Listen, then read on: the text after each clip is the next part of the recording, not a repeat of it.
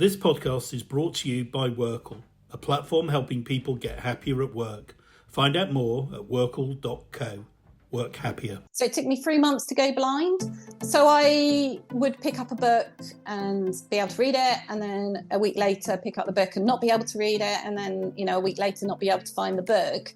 I was bossy as a child. I've always been really adventurous, and I just fell in love with the world of work. Welcome to the Happy Work Life podcast, where people with inspiring careers reflect on how happy they have been in their working lives. On this podcast, we hear from a range of people working in business, startups, science, academia, media, healthcare, fashion, and much more, and find out which roles gave them the most satisfaction and, importantly, what they have done to get happier at work. So, sit down with me, Mark Price, founder of WorkL, to help you get happier at work. WorkL is the platform where you can find a job in the happiest companies, take our happiness test, network, and get career support from experts, and much, much more. On this edition of the Happy Work Life podcast, I'm delighted to be joined by Liz Jackson MBE. Liz is currently the Sales and Marketing Director at Initium Corporate Finance. But her story, her journey to get to that job, is a really interesting one. At the age of 2, Liz was diagnosed with a degenerative eye disorder, which meant that by the time she was 25, she was blind. Now, what's remarkable in this story is that's the exact age when she set up her award-winning company, Great Guns Marketing. She started the company with a grant from the Prince's Trust in 1998, and it was hugely successful. And so I'm really interested to hear about Liz's journey and how she's been such a successful entrepreneur, and all about the book she wrote, Startup, to help entrepreneurs get on in business. So, Liz, I'd like to start at the beginning if we can. Welcome to the podcast. Tell us about your early life and your education. So I was born on the Isle of Sheppey. So it's a great place to be born, and grew up in Kent, moved to Hampshire with my dad's job when I was 11. Interestingly, I'm blind now, but I wasn't born blind. I have an eyesight condition called RP, which meant I had tunnel vision. And at the time in Kent, education tended to exclude people with disabilities in mainstream education. So there was a fight on my parents' hands every quarter, really, to keep me in mainstream education and not to put me in a boarding school for severely disabled children. And so it was a bit of relief when we moved to Hampshire and I went to secondary school, and Hampshire had an inclusion policy in education. But I, at that point, had got to the stage where I wanted to keep my disability entirely secret. So I forbade my parents to tell my school that I had an eyesight disability. And so I winged it all the way through GCSEs and secondary school, and got by with all sorts of different tactics. I obviously didn't do amazingly well academically. I left with 9 GCSEs, but 1 A in drama, and the rest were ungraded.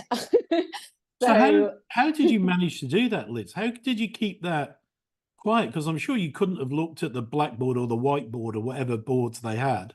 Well, I had tunnel vision and night blindness. So fundamentally, I didn't have any peripheral vision. So as long as I sat fairly near a board, I could see it. But I could see about a third of a word at a time when I was reading. I could see a ball if it didn't go outside of that sort of tunnel that I could see through. And I think that's probably where I, learn quite a lot of my entrepreneurial skills, because you've got to think outside the box every hour of every day. How do I get through this without anyone guessing? And what are my disruptive techniques that I'm going to use to make the class laugh so no one notices? And no surprises. I did really, really well in drama, possibly because of that. But I didn't really enjoy school, and I think probably because I couldn't interact quite so much from a site perspective, I sort of disengaged quite a bit in the academic area. And was there anything in those early years that pointed to you being an entrepreneur? No, none, not at all.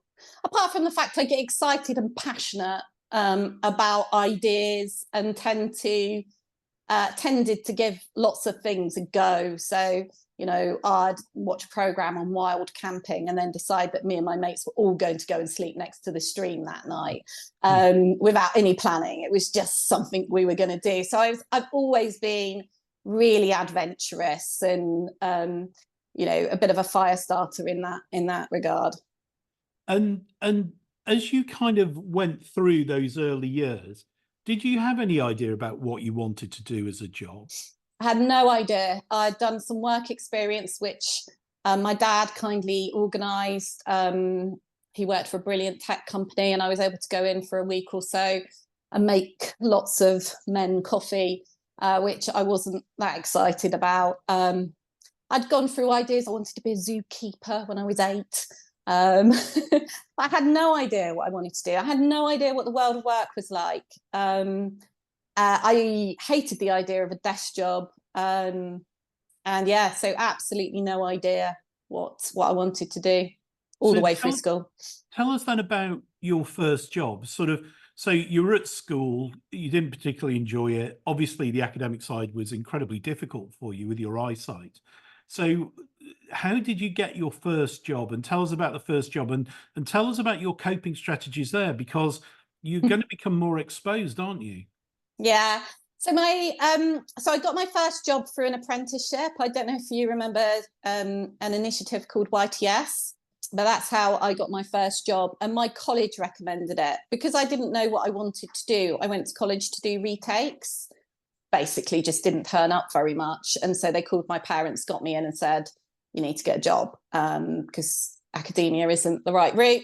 So she lined me up with an interview with an entrepreneur who had previously sold 2 companies. So this was his third startup. I was going to be the first non-family member of the team. And I remember going for that interview that they'd lined up. My mum drove me to make sure I'd get there and go in. And I remember feeling a weight of responsibility on me to get that job, partly because I was starting to think that people might believe I was a bit of a loser because I hadn't really had any success yet in life. And I was starting to wonder, am I a bit of a loser? So I really wanted to get this job so I could look the guy in the eye at that time and just absolutely deployed every bit of energy that I possibly could to persuade him that if he didn't hire me, it was going to be the worst decision of his career ever. And really, thankfully, he did. He offered me the job on the spot. And I started that Monday. And he obviously did pretty quickly work out that admin wasn't a huge skill of mine. But he had that skill that entrepreneurs do often have in abundance, which is to recognise raw talent in people. And he said, look, I've heard you answer the phone. I've heard the conversations you have with clients. I honestly think you might be gifted at sales. And he got me started in my first job, if you like, which was telemarketing. And it just turned out I was brilliant. And so what were you selling in those early days? Yeah, it was an export consultancy firm. And so the business identified agents and distributors overseas for manufacturing companies here in the UK. So my job was to ring managing directors, tell them about what we were doing, and get a sales appointment for my boss to go and see them. He was pretty gifted, so he converted lots of those into clients.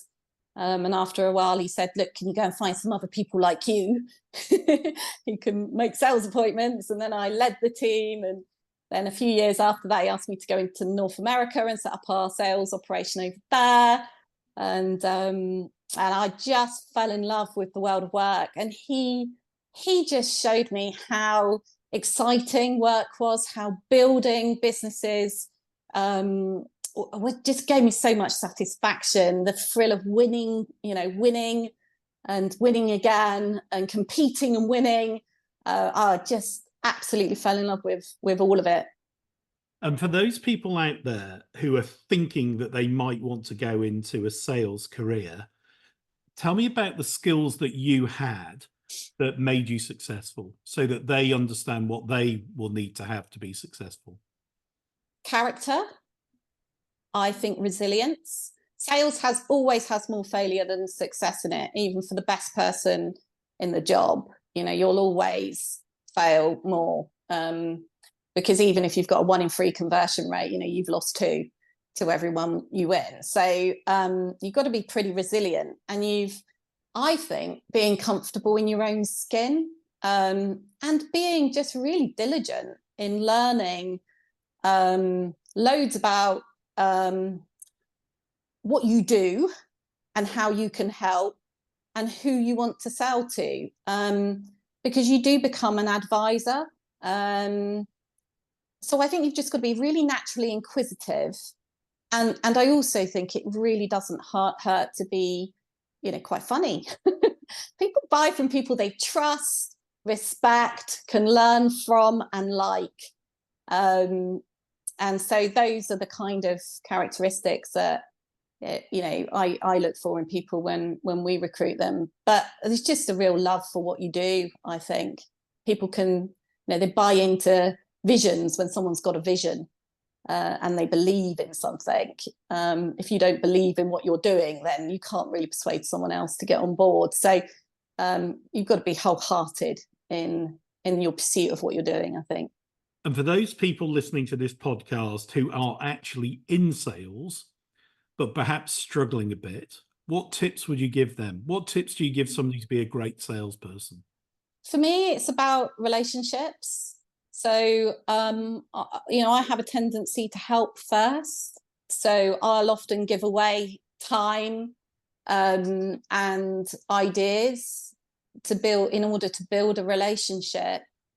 I don't think you can be very transactional these days in sales. I think it's all about building trust and relationship, and never be one of those desperate people. I just think old sales techniques just don't work anymore. I think the world of sales has really turned on its head. And I think so much of what we do is about doing the right thing for the client at the right time, whether it means you win the client or not. And if you don't win that client, then they're more likely to refer someone into you who is the right client. So I think it's just about having a really good moral compass and making sure you understand what your values are, your company values, and look for clients where those values and objectives align. And how, Liz, would you describe the old world of sales, if that's a new world? Well, we all remember, these sort of pretty premeditated conversations where, people would sit there and stare people in the eyes until, they'd ask for the order, and there would be a long silence, and someone would break these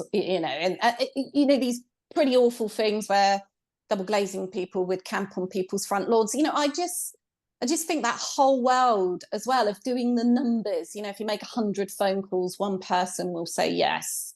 I don't think that world's relevant anymore. I think it's about really deciding who it is you want to work with, and spending a lot of energy tailoring messaging and how you're going to engage with that person to that, that particular situation.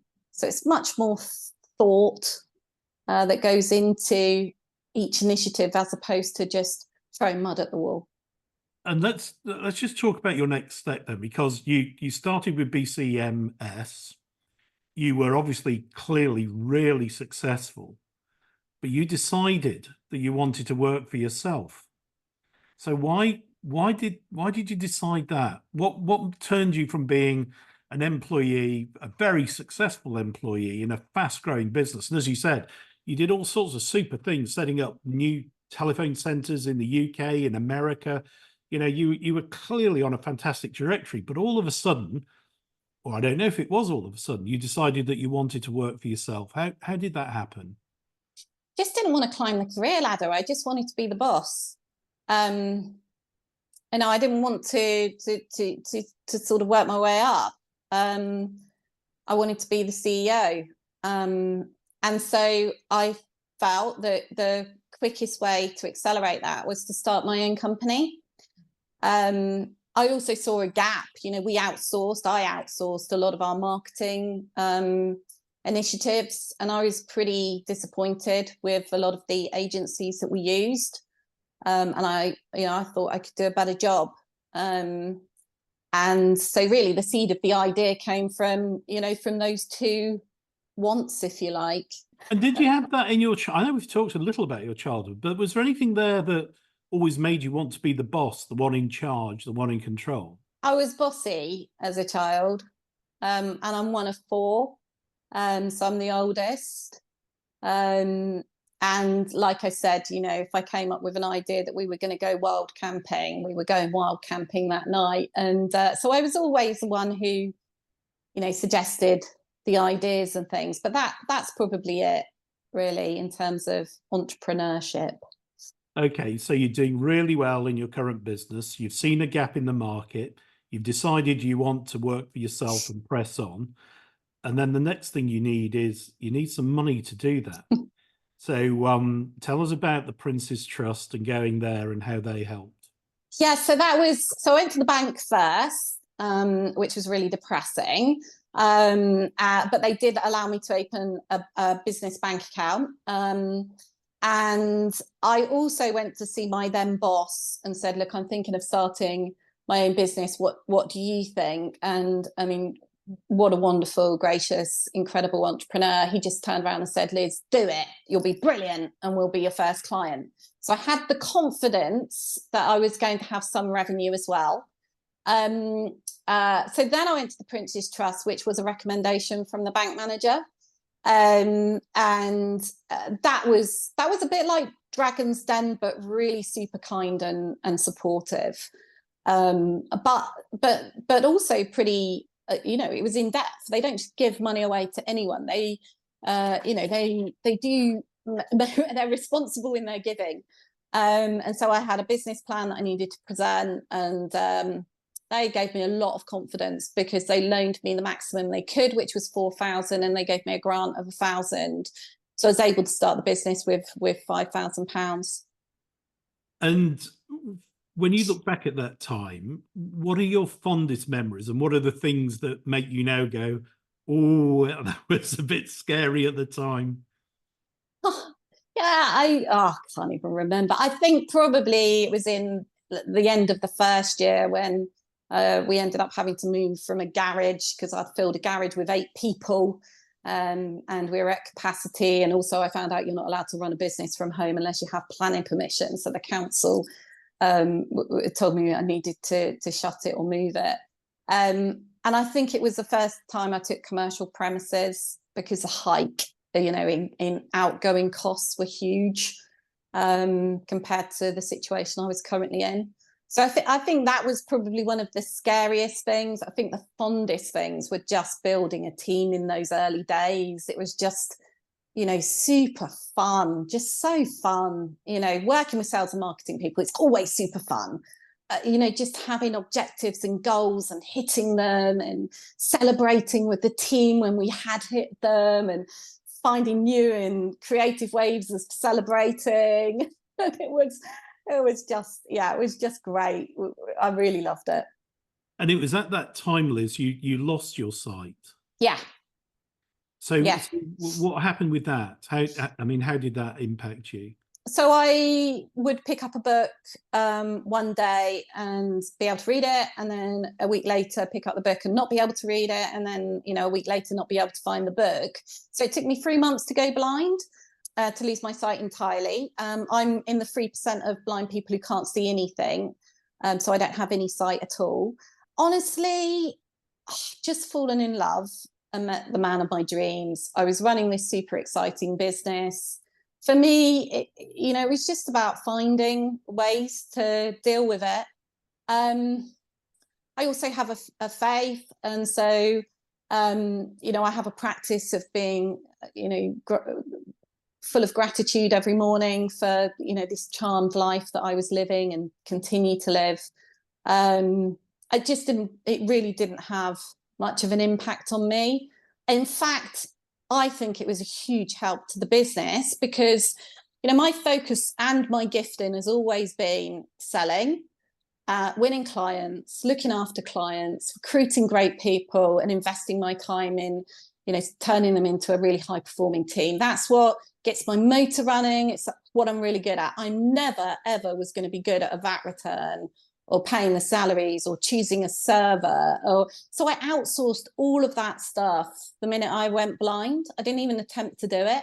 And that's why the business grew at 75% a year for the first 3 years, is because I just focused on the stuff that I was great at and got other people that were great at the other stuff focused on that side of the business. So I'm actually, you know, in a way, deeply grateful that it happened. And the business that you set up, Great Guns Marketing, you're award winning. You ran it for 17 years, as you said. You know, great from the outset. So tell us about that business and what you really loved about it, and then we'll come on to why you went back to found and do something else. I mean, when I look at that business, it was a great honor to do it. It was, you know, just a great way, I would say, of kind of growing up and learning the ropes. I would say it was my elongated masters, if you like. You know, I learned loads of stuff, you know, how to hire the right people and how to measure people and how to win clients and develop marketing messages and branding and, you know, all of that great stuff. How to get through really, really hard business times. You know, it was just a wonderful way to grow up. And it was 17 years, and I'm still in touch with loads of the people that I worked with. It was just wonderful. It was I got to do some really fun, exciting things that you would only get to do through the world of work. You know, I did Secret Millionaire. I wrote a book, like you said earlier. I traveled the world speaking at conferences and events. I impacted our community hugely with the charities and things that we supported. And I just loved it. It was absolutely brilliant. And so tell us then about leaving that, which obviously sounds huge fun, and you clearly enjoyed it, to go to Initium Corporate Finance, where you were a co-owner, and you turned the business obviously reasonably recently into an employee-owned business, which is really interesting. But you've gone back. You've taken on the role of a director and you look after sales and marketing. So why did you go back to doing that and be part of a bigger corporate again? So it was a really interesting coming into the world of corporate finance, which was an area that I just didn't know very well. I mean, to be honest, I'm not sure certainly at that stage, you know, I wasn't in that world I hadn't gone to private school, so I didn't have loads of entrepreneurial friends who were well connected into private equity or the world of corporate finance. I didn't have, you know, anyone who had been through a business sale or any of those kinds of connections. I just wasn't in those networks. What I didn't know was how you build a business that one day delivers a choice of wanting to leave it. And exit it, and you know, how do you build a business that's investable? I didn't know any of that. So when I decided my business was sold in a really naff way, and you know, it still exists today. There's an agency that's bought it in Reading, so it wasn't a life-changing thing at all in that respect. So when I joined Initium, it was a consulting assignment. I was doing a day a week for 5 different companies. And this world of corporate finance, suddenly for me, the world went from black and white to colour. You know, as I started to learn about, you know, the KPIs that really, really mattered when you're building value in a business that someone's going to want to buy into. it's just such a exciting thing that day grew to 2 days, and then it grew to 3 days. And then I said, oh, do you know what? I'm not excited about the other assignments I'm doing anymore. I want, and so I was then offered a job as a director, and just stepped into this world where, I was working with entrepreneurs all day, every day, helping them build value that delivered that choice that entrepreneurs so deserve. Because everyone thinks that perspiration should, mean that they deserve an aspirational value, and it absolutely doesn't. And so helping people to understand, the blood, sweat and years that you throw into your business, if you just focus on these areas, it's going to deliver all this choice to you later on. It felt and feels vocational. It just feels like the right thing to do for my fellow entrepreneurs. And you've now successfully helped over 200 entrepreneurs move their business, sell their business, do what they want with their business, and you've set up the Fellows Group. So tell us about that. Yeah, so over the last 35 years, this business has done about 1,000 transactions. And in recent years, when I joined the business, one of the first things I did was start to talk to our clients who had sold. And what was really interesting is that some of them had sold and, had huge liquidity events, but were deeply unhappy.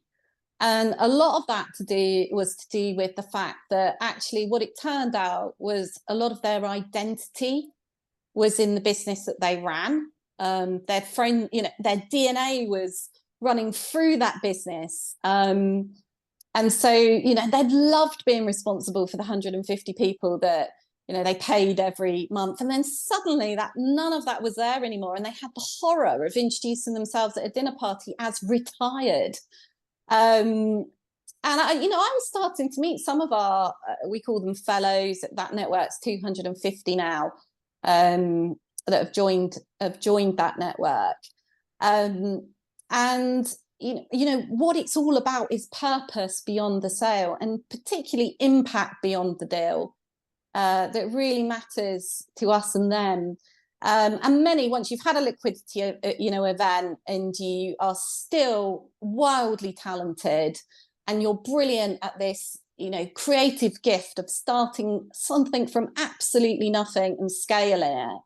What your mind kind of turns to is, how do I use those skills and my time that I've now got to leave a legacy and to make my life really super count in the world of kind of impact. And so that's such a joy to be part of that group of 250 who so often, want to share what they've learned from that experience and help the next generation of entrepreneurs, or they want to get involved in the third sector, or they want to invest in impact businesses, those businesses that are going to make the world a better place for the most vulnerable people. Whatever it is, I get to connect those dots, and Mark, there's no better job than that. And tell us about the book you wrote, Startup, to help entrepreneurs start out, because obviously you're now doing an amazing job at helping people towards the end of that journey, when they're selling, releasing value, deciding what they're going to do next. But obviously your book's all about how to be successful when you start out. So tell us about that. So it's really funny, because when you said about that, I was thinking, I wonder if it's even still in print. So I went onto Amazon and looked it up, and it is still in print. Because I wrote that book ages ago. I don't know where the royalties are going, because they don't come to me. So I might drop a note to Penguin. But well, sales are going to spike after this podcast again. Right. So I wrote that book. Honestly, I was speaking at an event, and someone from Prentice Hall approached me and asked me to write the book. So I didn't have to write a book and then find somebody to publish it. So I was really blessed in that. And I also got to do something that I absolutely loved every minute of, which was I got to write that book with my dad, which was such a, I loved that. And really my thoughts around that was just, how do I share what I've learned really, back then. And I think I was probably about 30 when I wrote it. So I really should. I'm probably a bit embarrassed. I think there's one chapter that says "Think happy thoughts and you can fly." So I think I probably need to write the next one in the sequel. And tell us from that, for those people listening to this who are inspired by your story and what you've done and setting up your own business, what advice would you give to people who are thinking of being entrepreneurs and setting up their own business? Be really sure that that's what you want to do. You know, it's not something you take on lightly. I have to say, I much prefer being a co-owner with my 30 co-owners than I did being a 98% shareholder of my own company. I think it is a wonderful thing to do, but I think you've got to really want to do it. And that's if we're talking about building a business as opposed to going self-employed or, running something, kind of really small from home. Those things are really wonderful, absolutely wonderful things to take control of your own life and do that. But when you come to starting to employ people and job creation, and it isn't easy, and it's not an easy life. It is a wonderful life, but I wouldn't say it's for the faint-hearted. And it is something that you do wholeheartedly.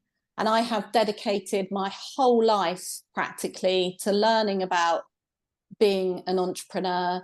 And you know what? It still shocks the hell out of me all the time. You think you've got there, and then there's Brexit. And then you think you've got there again, and then there's a pandemic. And then you think you've got there again, and there's wars. Or inflation, or you have got to be so amazing these days, so resilient. You've got to really know how to build great teams and great people around you, have great family support when you take on and do all of this stuff.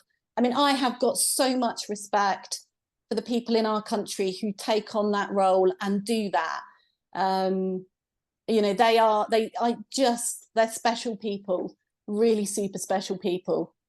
So be sure that's what you want to do. Well, that's great advice. Great advice.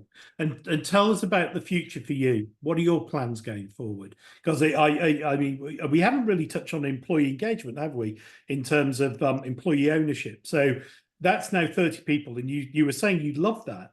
So just say a little bit about everybody in the business owning the business, and the good thing about that, and how, why and how you enjoy it. Well, so for us, we're, like you say, we're 30 people, and so we're 30 people completely invested in the future of our business, entirely invested in three things actually, which is clients, colleagues, and community. So there are three things that we all care deeply about. I think what the result is and the difference, because we became employee owned in 2022, and so as a business, when you've got 30 co-owners, you're suddenly, there's a need to become very transparent. So every quarter everyone knows how much money that there is in the bank, everyone knows what sales pipeline looks like, what our deal pipeline looks like, and we share our vision really, really regularly.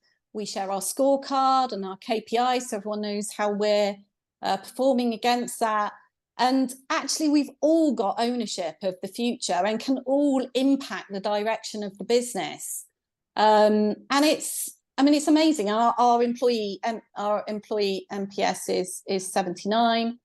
Our client NPS is 78, which is Net Promoter Score.